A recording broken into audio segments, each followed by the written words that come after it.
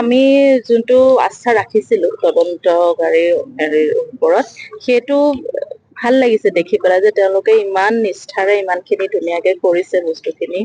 আমি বিচৰা মতেই অসমৰ ৰাইজে বিচৰা মতেই আৰু যিখিনি তেওঁলোকে ছেকশ্যন বা চাব ছেকশ্যন দি যি ধৰণে আমি যিখিনি এতিয়া গম পাইছো ছচিয়েল মিডিয়া বা নিউজৰ পৰা, সেইখিনি দেখি আমি এটলিষ্ট আমি অকমান ৰিলিফ এটা পাইছো যে চাৰ্জশ্বিটখন আমি ভাবিছো খুব ষ্ট্ৰংকে তেওঁলোকে দিছে, আৰু ইমান ডিটেইলত ইমান দীঘলীয়া ইমান উইথ লটছ অফ ডকুমেন্টেশ্যন বা ইমান এভিডেন্সে দিছে।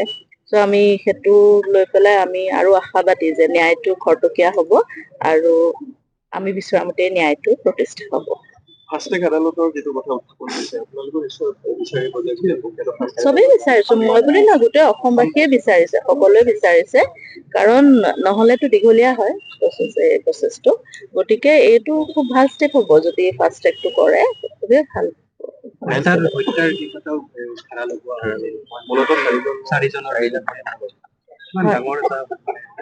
এই শব্দটো শুনিলেও মোৰ ভয় লাগে আচলতে, আৰু তেওঁৰ নিচিনা মানুহ এজনক লৈ পেলাই মানুহে সেই ধৰণে চিন্তা কৰিব পাৰিছিলে, এইটো ভাবিলে মানে বুকু কঁপি যায় যে আমি ইমান নজনাকে কেনেকে থাকিলো। এতিয়া যিহেতু তেওঁলোকে হয়তো কিবা এভিডেন্স পাইছে যাৰ ওপৰত বেছ কৰি এনেকুৱা ধৰণে বস্তুখিনি আগবঢ়াইছে চাৰ্জশ্বিটটো, গতিকে আমি ভাবো যে তেওঁলোকে সেইমতে প্ৰতিষ্ঠাও কৰিব পাৰিব চাগে। তেওঁলোকৰ সম্পূৰ্ণ আস্থা আছে, সম্পূৰ্ণ আস্থা আছে। Thank U.